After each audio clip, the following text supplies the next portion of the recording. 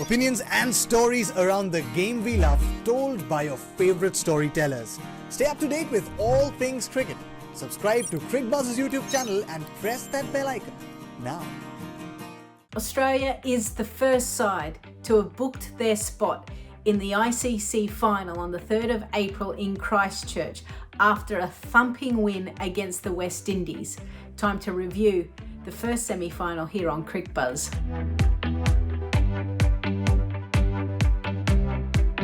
A lot of rain and drizzle was around at the start of the day, and it took a while for the covers to come off, and we had a reduced match, 45 over match, but that didn't stop what the Australians were able to do.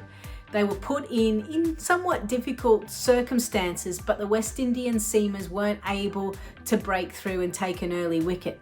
It took them a long time to get their first wicket, in fact over 30 overs, as Healy and Haynes put on over a 200-run partnership.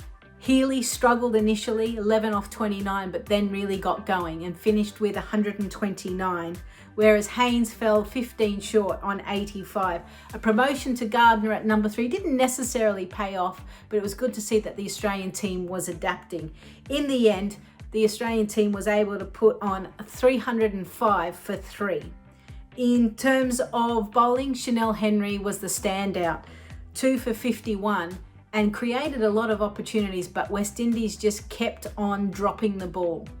When it came to the batting innings, we were hoping for a Deandra Dottin flurry at the top, and she gave us 5 boundaries in fact, with 34. Her opening partner Williams didn't last long. Hayley Matthews and Stephanie Taylor put on a partnership, but at no stage did they ever look like they were trying to keep up with the required run rate. So that was disappointing to see, and in the end, the West Indies were dismissed for 148 in the 37th over.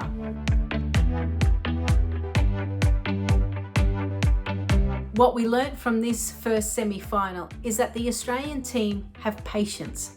They have the depth and ability to go, we don't need to go hell for leather straight away, yet we have the players to catch up. Healy is a prime example. Haynes is a prime example. Lanning has shown that throughout this tournament as well. And once they've created a base, a platform, a foundation, then nothing really seems to be stopping this Australian side, which is a danger for any team that meets them in the final. The other thing we learnt was that for the West Indies, if they don't perform well in the first 5 to 10 overs, then it's almost like they check out. They were hoping to pick up wickets. They didn't pick up any wickets with the ball in hand. And then obviously that partnership of over 200 runs became too much for them. Even from a batting perspective, Deandra Dottin started well, and then as soon as she went, it's like they shut up shop.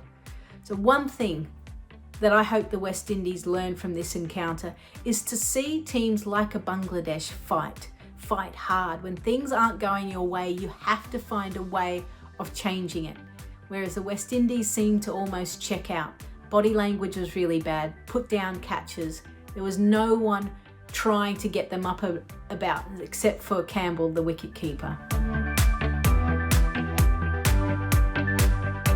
Best performer on the day has to go to Alyssa Healy, 129. She had already scored 272 runs in this tournament, didn't go past that, and was searching for her first World Cup 100. Like I said, she took her time, was patient, and then we started to see her find the middle of the bat more frequently, and then once she got into a comfortable position, she shifted gears brilliantly. It was almost happy hour. Runs were coming off both Haynes and Healy's bat with ease. Impact player, Beth Mooney.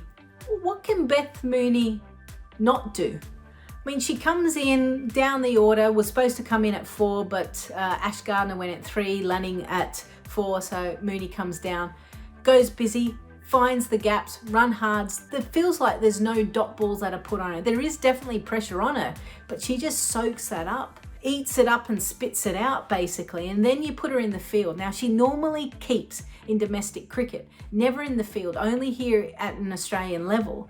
Yet she comes in at short, square leg and takes a blinder of a catch. So she is an impact player because what she's able to do in the batting order is amazing. I think she's only been dismissed once this tournament. And then in the field, saves runs, but takes really good catches. Moment of the day for me was Healy getting 100. Now, I'll be honest and tell you that she's a good mate of mine as well. And I love seeing her go out there and perform well because she is a showstopper. She is the one to really drag people's eyeballs in to watch women's cricket because of the way she plays, because of her brand, her style, willing to play free cricket, which is a rarity sometimes, especially in an ICC tournament. So for her to get to the triple figures and for the sound off the bat when she called it, yes, just showed you what it meant to her. So for me, that was the moment of the day. For the Australian side, they sit and wait. The second semi-final takes place tomorrow, England versus South Africa, and all eyes will be on it. Hopefully it will be a closer match because we were a little bit disappointed with how the first semi-final went.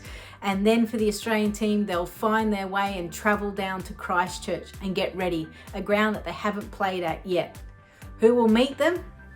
We'll find out shortly.